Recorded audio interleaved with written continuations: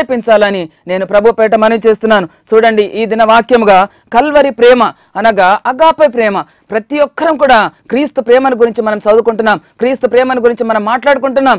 కాబట్టి అగాపే ప్రేమ అనగా ఇది కొలత లేని ప్రేమ, ఇది షరతులు లేని ప్రేమ అని ఎంతో మంది చెప్పగా వింటున్నాం. మరి ఒకసారి దాని గూఢంగా మనం మాట్లాడుకుందాం. చూడండి, ఇది వర్ణించలేని ప్రేమ అని.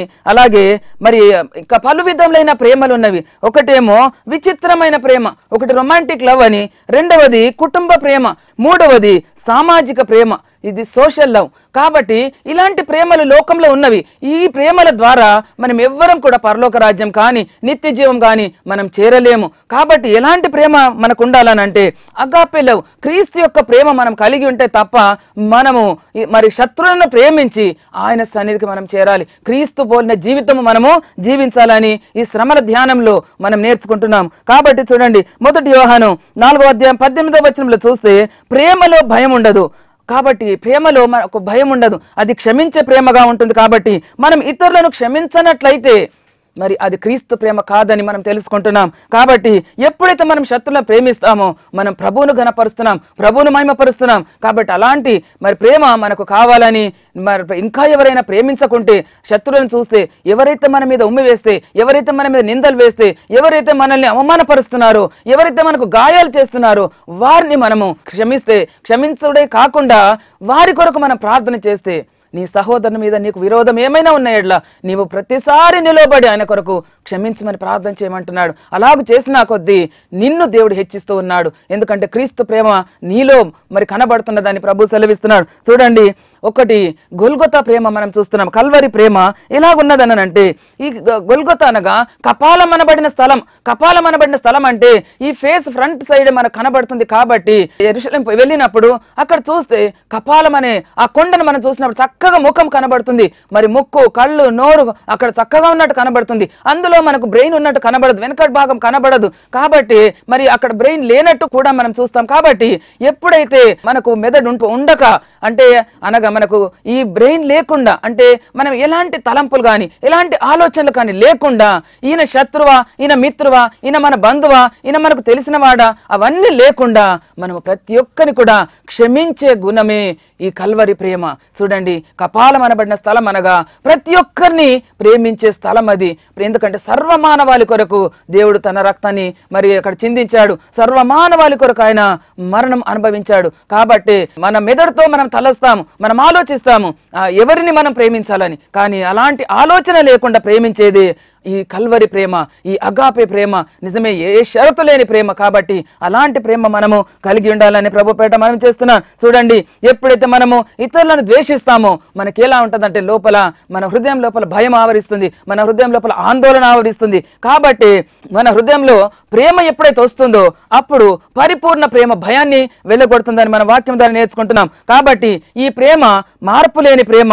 కాబట్టి అలాంటి ప్రేమ కలిగి ఉండాలని నేను ప్రభుపేట మనం చేస్తున్నాను. పరమగీతంలో 8వ అధ్యాయం 7వ వచనంలో చూస్తే విస్తారమైన జలములు ఆ ప్రేమను చల్లార్చలేవని.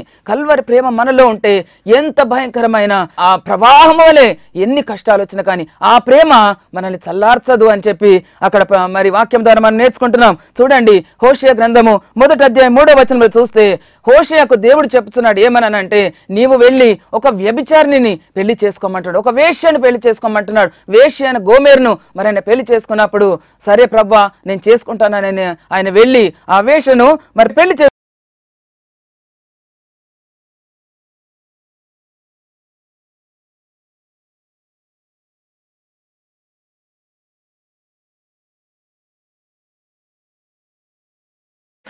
చేసుకున్న తర్వాత అక్కడ ఇశ్రాయేలు ఏమంటున్నారంటే, ఈయననేమో వీధుల్లో దేవుని వాక్యం ప్రకటిస్తున్నాడు, కానీ అక్కడ నీ భార్య వేశ్యరికం చేస్తుందేమో, వ్యభిచారితనం చేస్తుందేమో, పాపం చేస్తుందేమో అని వాళ్ళు చెప్తే ఆయన ఏమంటున్నాడు అనంటే, ఆమె వృత్తే వ్యభిచారిని, కానీ నేను ఇంకా ఆమెను ప్రేమిస్తున్నానని. ఇది అలాగూ బైబిల్లో లేదు. కానీ అంటే వేశ్యను చేసుకోమనంటే అన్ని కూడా క్షమించి ఆయన ఆ వేశ్యను వ్యభిచారిని చేసుకున్నాడు. చేసుకున్న తర్వాత ఒకవేళ వాళ్ళు అలాగంటే నేను ఇంకా ఆమెను ప్రేమిస్తున్నాను. దీనికి కారణం ఏంటనంటే యేసుక్రీస్తు ప్రభు సంఘమైన మనల్ని ఎన్ని లోపాలున్నా, ఎన్ని పాపాలున్నా, ఎన్ని దోషాలున్నా, ఎంత భయంకరమైన వ్యభిచారమైన మనసు మనలో ఉన్నా దేవుడు మనల్ని క్షమిస్తున్నాడని దానికి సాదృశ్యంగా మరి ఈ వాక్యం మనకు చెప్పబడుతుంది. కాబట్టి హోషేయ ప్రవక్త ఇలాగ చెప్తున్నాడు, అలాగే క్రీస్తు సంఘమును అలాగ ప్రేమిస్తున్నాడని మనం నేర్చుకుంటున్నాం. నిజమే, షరతు లేనట్టి ప్రేమతో ఆయన మనల్ని, కొలత లేనట్టి ప్రేమతో ఆయన మనల్ని ప్రేమిస్తున్నాడు. కాబట్టి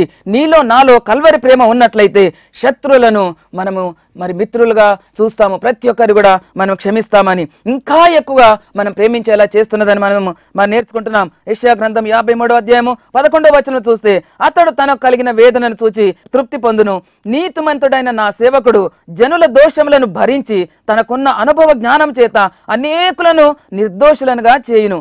ఇతరుల తప్పిదములను మనము భరించి ఇతరులను నీతిమంతులుగా తీర్చుటయే కల్వరి ప్రేమ. చూడండి, నా సేవకుడు జనుల దోషములను భరించి, చూసారా, నీతిమంతుడైన నా సేవకుడు జనుల దోషములను భరించి మరి అనేకులను నిర్దోషులనుగా చేయనని ఇక్కడ వాక్యం రాసి ఉన్నట్టు, మనం ఎలాగనంటే ఇతరులను కూడా వారి తప్పిదములను మనము భరించి వారిని నీతిమంతులుగా చేస్తేనే అది కల్వరి ప్రేమగా మరి మనం చూస్తున్నాం. కాబట్టి మనం ఎలాగుంటున్నామంటే మన తప్పును ఇతరుల మీద ఎప్పుడు రుద్దుదామా, ఇతరుల మీదకి ఎప్పుడు నెట్టుదామని మనం చూస్తుంటాం తప్ప మనం ఎప్పుడన్నా చేసిన తప్పును మనం ఒప్పుకోము. కాబట్టి ఆ తప్పు నుంచి మనము తప్పించుకోవాలని మనం చూస్తాం. కానీ కల్వరి ప్రేమ మనలో ఉంటే ఎవరైతే నిందింపబడుతున్నారో ఆ నిందను మన మీద వేసుకొని వారిని నిర్దోషులుగా చేయటమే కల్వరి ప్రేమ. కాబట్టి నిస్వార్థమైన ప్రేమ, ఈ ప్రేమ లేకుంటే మన జీవితం అంత జయకరంగా ఉండదని మరి ప్రభు సెలవిస్తున్నాడు. చూడండి, 1 కొరింథీ 13వ అధ్యాయం 8వ వచనం చూస్తే, ప్రేమ శాశ్వత కాలముండును, పరిపూర్ణ ప్రేమ భయమును వెళ్ళగొట్టునని. ప్రేమ శాశ్వత కాలం,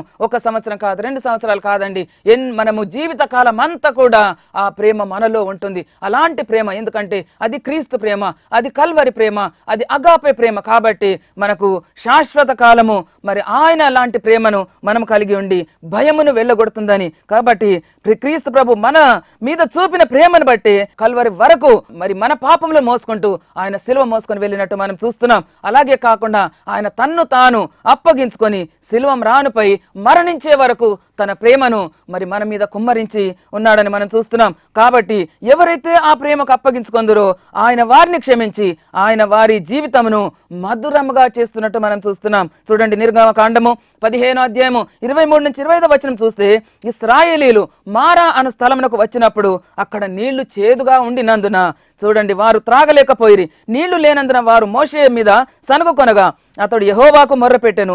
అప్పుడు దేవుడు అతనికి ఒక చెట్టును చూపించెను. ఆ చెట్టును నీళ్లలో వేసిన తర్వాత నీళ్లు మధురములాయెను. చూడండి, అక్కడ చెట్టు యేసుక్రీస్తుకు సాదృశ్యము. మరి నీళ్లు చేదుగా ఉండడము మన జీవితానికి సాదృశ్యంగా మనం చూస్తున్నాం. మన జీవితం అంతా చేదే, మన జీవితంలో ఏది కూడా మంచితనం లేదు, పరిశుద్ధుడు ఎవరూ లేరు, నీతిమంతుడు ఒక్కడునూ లేడు అని ప్రభువే మరి యెషయా గ్రంథంలో మాట్లాడుతున్నాడు, అలాగే రోమపత్రికలో మాట్లాడుతున్నాడు. కాబట్టి నీతిమంతుడు అసలే లేడని, కానీ యేసుక్రీస్తు ప్రభు ఒక్కడే నీతిమంతుడు. ఆ చెట్టును చూపితే ఆ చెట్టును తీసుకొని వచ్చి ఆ నీళ్లలో వేస్తే నీళ్లు మధురంలైనట్టు మనం చూస్తున్నాం. కాబట్టి చెట్టు యేసుక్రీస్తు ప్రభు, చేదైన నీళ్లు ప్రస్తుతము మరి మన జీవితంగా ఉన్నట్టు మనం చూస్తున్నాం. అందుకని ఈ సిలువ యొక్క ఆశీర్వాదములు మనల్ని సంపూర్ణంగా చేయాలంటే నీ జీవితము నా జీవితము మరింత మధురంగా కావాలంటే యేసుక్రీస్తు నమ్ముకోవాలని, యేసుక్రీస్తు మరి పరిచర్యలు, యేసుక్రీస్తు యొక్క మాదిరి జీవితము, ఆయన సహనము మనలో ఉండాలని, ఆయన ప్రేమ మనలో ఉండాలని ప్రభు పేట మనవి చేస్తున్నాను. నిజమే, 3 సిలువలను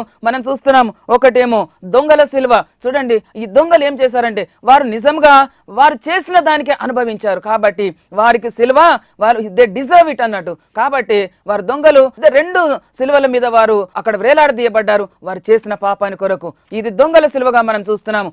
రెండవదిగా కురేనీయుడైన సీమోను సిలువ.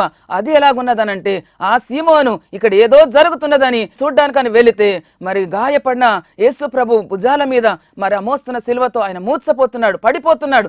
ఆ సిలువను తీసి ఈ కురేనీయుడైన సీమోను మీద వేసినప్పుడు ఆయన ఏం చేశాడంటే కొద్దిసేపు ఆయన సిలువ మోస్తూ వెళుతూ ఆయన అది విడిచిపెట్టి వెళ్ళిపోయాడు. అందుకని నీవు నన్ను వెంబడించిన ఎడల తన్ను తాను ఉపేక్షించుకొని సిలువను ఎత్తుకొని నన్ను వెంబడించాలని ప్రభువు లూకాసు వార్తలో చెప్పినట్టు మనము కూడా మన సిలువను మనం మోసుకోవాలి. కానీ చూడండి, గుణుక్కుంటా సనుక్కుంటా ఒక్కరిది కాదు, మన పాపములు మనమే మోసి ప్రభు దగ్గర ఒప్పుకొని మరి మనల్ని మనము ఉపేక్షించుకోవాలనంటే మనలో ఉన్న ప్రైడ్, మనలో ఉన్న అభిమానం, మనలో ఉన్న ప్రతి విధమైన అహంకారమును, ప్రతి విధమైన ఇగోయిజంను యేసుక్రీస్తు నామములో ప్రక్కకు పెట్టేసి మనం ఏం చేయాలంటే రిక్తులుగా అయి ఆయన ఎలాగూ మన పాపములు మోసాడో మనము మన పాపములు మోసుకొని ఒప్పుకొని విడిచిపెట్టి మరి ఆయన మరి ఎలాగూ రిక్తుడయ్యాడు, మనం కూడా రిక్తుడుగా కావాలని ఈ కురేనీయుడైన సీమోను మరి ఒకవేళ గునుగుతో సనుగుతో ఆ సిలువను మోసాడేమో, ఆయన సిలువను నేను ఎందుకు మోయాలి, నేను దొంగను కాదు కదా, నేను ఏ పాపం చేయలేదు కదా అని అనుకుంటుండొచ్చు. కానీ ఆయన మరి పవిత్రుడైన ఆయన సిలువకు ఆయనకు సహాయం చేస్తున్నానని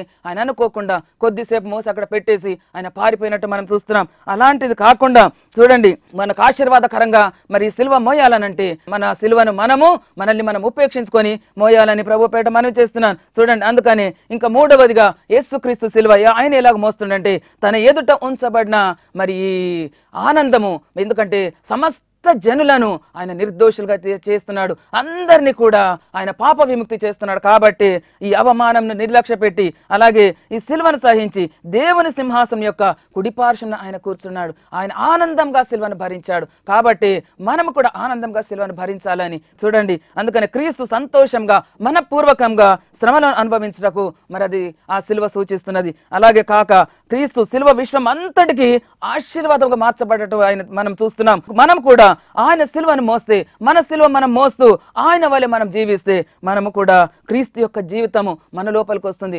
ఆయన యొక్క రూపాంతరం అనుభవంలోకి మనం వెళుతున్నాం. కాబట్టి మనము కూడా అలాంటి తలంపులు, అలాంటి ఆలోచనలు, క్రీస్తు మాదిరి జీవితము జీవించి మరి అలాంటి అగాపే ప్రేమ మనల్లో పెట్టుకొని ఎంతో మందిని వారు నిర్దోషులని తీర్పు వారికి ఇచ్చి నేనే తప్పు చేశాను వారెన్ని మాటలన్నా మన శత్రువులను మనం ప్రేమించే గుణము మనలో పెట్టుకొని ఎంతో మందికి ఆశీర్వాదకరంగా ప్రతి క్రైస్తవుడు జీవించాలని, ప్రతి విశ్వాసి జీవించాలని, ప్రతి ఒక్కరు కూడా ప్రభు నామమును మరి ఎత్తిపట్టి మనల్ని మనం రిక్తులుగా చేసుకొని ఆయన మహిమ పొందడానికి మనం సాక్షులుగా జీవించాలని నేను ప్రభు పేట మనవి చేస్తున్నాను.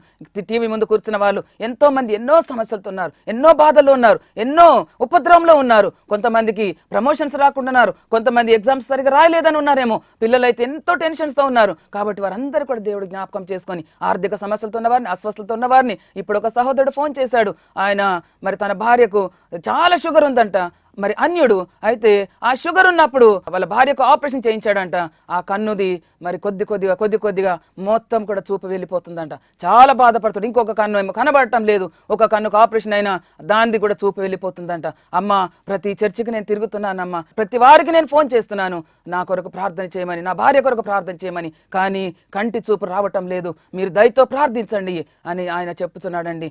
ఎంత గొప్ప సందేశం అనంటే దేవుని యొక్క ప్రేమ ఆశ్చర్యకారంలో ఆయనలో కనబడాలంటే, ఒక అన్యుడు ప్రభు దగ్గరికి రావాలంటే టీవీ ముందు కూర్చున్న ప్రతి బిడ్డ కూడా ఆ పద్మావతి ఆమె కొరకు ప్రార్థించండి. మీకు కూడా ఏమైనా సమస్యలు ఉంటే మాకు రాయండి. మేమందరం కూడా ఉపవాస ప్రార్థనలు చేస్తున్నాము. కాబట్టి 40 దినములు మేము ఉపవాస ప్రార్థనలు చేస్తున్నాము. సంఘం అంతా కూడా సిలువ ధ్యానాలు ఉన్నది. కాబట్టి మనకున్న సమస్యలు, మనకున్న ఇరుకులన్నీ కూడా మనం ప్రభు మీద వేస్తున్నాం. ఎవరు కూడా మీ చింత చేత నీ ఎత్తు మూరెడు ఎక్కువ చేసుకునలేడు అంటున్నారు. కాబట్టి అనుదినము మన భారం భరిస్తున్న దేవుని మీద ఆ చింతంతా వేసి మరి మన సిలువను మనం ఎత్తుకొని మనం ప్రభువును వెంబడిస్తూ ఇతరుల తప్పిదములను క్షమించి ఆయన అగాపే ప్రేమను మరి ఇతరులకు చూపించి దేవుని కొరకు సాక్షిగా జీవిద్దాం. దేవుడి వాక్యాన్ని దీవించునుగాక. అందరం కళ్ళు మూసుకుందాం, ప్రార్థించుకుందాం. పరిశుద్ధుడా మా పరలోకపు తండ్రి, మీ పాదం లెక్కలేనని స్తుతులు, స్తోత్రములు, వందనాలు చెల్లిస్తున్నానయ్యా. ఈ అగాపే ప్రేమ గురించి మీరు మాట్లాడిన రీతికి మీకే స్తోత్రములు నాయన. నిజమే ప్రభా, మా ముందున్న శత్రువైనా మిత్రువైనా అయ్యా, తెలిసిన వారైనా తెలియని వారైనా మేము మా బ్రెయిన్తో మేము ప్రభ తలంచకుండా ప్రభ చూయించమని ప్రార్థిస్తున్నాం తండ్రి. అయ్యా, మారానగా ఏంటో మాకు చూయించారు ప్రభా. దేవా మీకే స్తోత్రం. మా చేదైన జీవితంలో మీరు ప్రవేశిస్తే మాకంత వెలిగే ప్రభా. అలాంటి జీవితం మాకు దయచేయమని ప్రార్థిస్తున్నాం తండ్రి. అయ్యా మీకే స్తోత్రములు నాయన. దేవా, హోషేయను మా ముందు పెట్టారు ప్రభా. ఆయన ఎలాగ ప్రభా వ్యభిచారిని చేసుకొని అయ్యా మీకే స్తోత్రం నాయన ఆమెను ప్రేమించాడు. మీరు సంఘాన్ని అలాగ ప్రేమిస్తున్నట్టు మేము కూడా ఇతరులను క్షమించడానికి, అన్యులను ప్రేమించడానికి, నేరస్తులను ప్రేమించడానికి, శత్రువులను ప్రేమించడానికి మీ ప్రేమను మాలో కనపరచమని ప్రార్థిస్తున్నాను తండ్రి. టీవీ ముందు కూర్చున్న ప్రతి బిడ్డను మీరే జ్ఞాపకం చేసుకోండి. ప్రతి ఒక్కరికి మీ వాక్కు ద్వారా వారిని స్వస్థపరచండి ప్రభా. ఇదిగో నాయన మీకే స్తోత్రం నాయన. అలాగే వారు ఎంతో విశ్వాసంతో వచ్చారు ప్రభా. ఈ విశ్వాసమే నిన్ను స్వస్థపరచని అంటున్నారు ప్రభా. వారికి ప్రతి ఒక్కరికి ఉన్న ఇరుకులు కొట్టివేయండి. ఆర్థిక సమస్యలు, అప్పుల బాధలు, ప్రతి విధమైన వ్యాధి, క్యాన్సర్ వ్యాధులు అయా మీకే స్తోత్రం. మీ బీపీలు, షుగర్ తండ్రి, హెడేక్స్, అలాగే తండ్రి ఎంతో భయంకరమైన కడుపు నొప్పులు, అలాగే ఈ కిడ్నీ పెయిన్స్ ప్రభా, కిడ్నీలో స్టోన్స్, ఇంకొక అతనికి అయితే గాల్ బ్లాడర్లో స్టోన్స్ ప్రభా, భయంకరమైన జాండీస్, ఇవన్నిటి నుంచి విడిపించి తప్పకుండా వారికి విడుదల దయచేయమని ప్రార్థిస్తున్నాం తండ్రి. ముఖ్యంగా ఆర్థిక సమస్యలతో బాధపడుతున్న వారికి మీరే సహాయం దయచేయండి తండ్రి. అలాగే ప్రభా, మా పిల్లలందరూ ఎగ్జామ్స్ రాశారు ప్రభా, 10th క్లాస్ వారు రాశారు తండ్రి, వారికి మీరే సహాయం దయచేసి మంచి ప్రభ రిజల్ట్స్తో ప్రతి ఒక్కరు కూడా మెరిట్ మార్క్స్ పాస్ అవ్వడానికి సహాయం దయచేయండి. ఉన్నత భవిష్యత్తు బిడ్డలకు దయచేయండి ప్రభ. అయా ప్రభ ఎవరైతే పేపర్స్ కరెక్ట్ చేస్తున్నారో వారికి మంచి మనసును దయచేయండి తండ్రి. తప్పకుండా వారికి మంచి మార్క్స్ వేసి దయగల హృదయం వారికి పుట్టించి ఉన్నత స్థితిలో ప్రభ బిడ్డలు ఉండడానికి సహాయం దయచేయండి. ఎవరి జీవితం కూడా వారు పాడు చేయకుండా ప్రతి ఒక్కరు కూడా దయగల హృదయం పుట్టించి ప్రార్థిస్తున్నానయ్యా. యేసయ్యా మీకే స్తోత్రం. అయ్యా ఈ సత్యవంతుని స్వరము ద్వారా ఎంతో మందికి మేళ్లు కలగాలి, ఎంతో మందికి సువార్త ప్రకటించబడుతుందయ్యా. ఈ వాక్యం ద్వారా ఎంతో మంది మీతో త్రిప్పబడ్డకు సహాయం దయచేయండి దేవా. ఈ కార్యక్రమాన్ని కొనసాగించడానికి అయ్యా ఏనోష్ కుటుంబం ఇచ్చిన ఈ స్పాన్సర్ కొరకు మీకే స్తోత్రం. ఆ కుటుంబాన్ని మీరు అత్యంత ఆశ్రయించండి, దీవించండి. మహిమా ఘనత ప్రభావాలు మీరే పొందుకోమని నా ప్రార్థన పరిశుద్ధ పని చేసుకొని ప్రతిఫలం దయచేయమని నన్ను నేను తగ్గించుకుంటాం. మీ నామని హెచ్చిస్తూ యేసు క్రీస్తు అతి పరిశుద్ధ నామములు అడిగి కొంచుంటున్నాను తండ్రి, ఆమేన్. దేవుడు మిమ్మల్ని అందరినీ ఆశీర్వదించును గాక.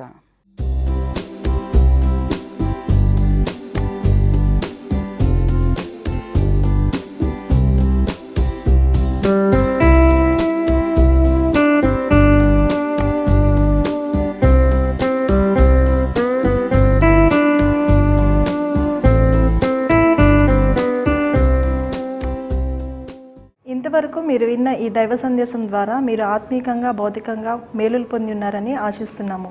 ఈ కార్యక్రమం కొనసాగించబడడానికి ఎన్నో ఆర్థిక ఒడిదుడుకులు కలిగినప్పటికీ దేవుని అత్యంత కృప ద్వారా మీ ప్రార్థన సహాయ సహకారాల ద్వారా కొనసాగించబడినందుకు దేవునికి స్తోత్రాలు.